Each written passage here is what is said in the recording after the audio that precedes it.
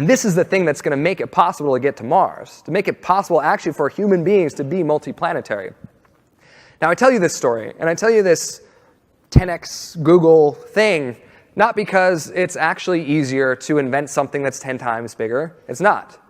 But it turns out that the job gets easier when you get the support, when you build the team that you need to do it.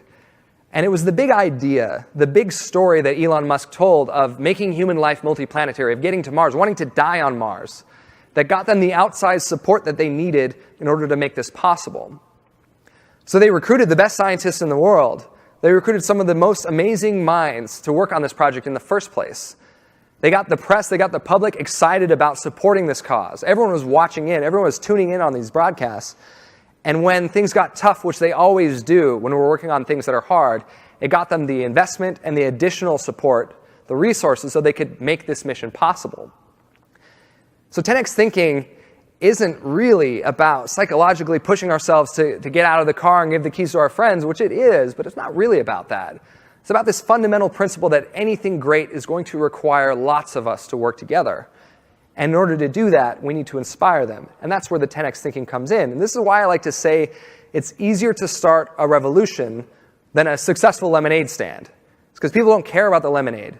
Your parents give the neighbors $1 to go buy the lemonade at the lemonade stand. It's a problem that's been solved. It's not inspiring.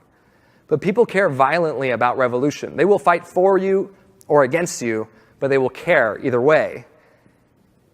And this is what this 10x thing is all about. And so I guess, kind of to wrap these together, when you think about the potential we all have to end up here, to be on the plateaus we're all on right now, in our work, in our teams, in our lives, when we think about our job of staying innovative, of being the kinds of teams and organizations that can push through to the future and not be left behind by it, when we think about doing things differently, think about these three things. Primarily, think sideways.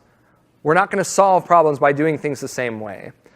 But think about intellectual humility, the cognitive flexibility that the great leaders of the future are the ones that are going to be able to ask, how would a race car driver look at this problem? What if we brought a ballet dancer in on the team? What if we combined these two groups or teams or companies and actually listened to what each of them had to say? And then think about cognitive friction, that innovation and progress is not born of people getting along and saying, why, yes, that's right, Wilbur, I agree with that. It's born of the debates, of the friction, of the different points of views that we smash together.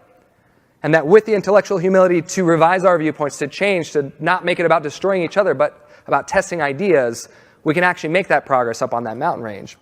And then, especially for us as leaders, let's think about how we can change from me, the leader who has the ideas, who's bringing people along on this journey that I've decided is important, to we,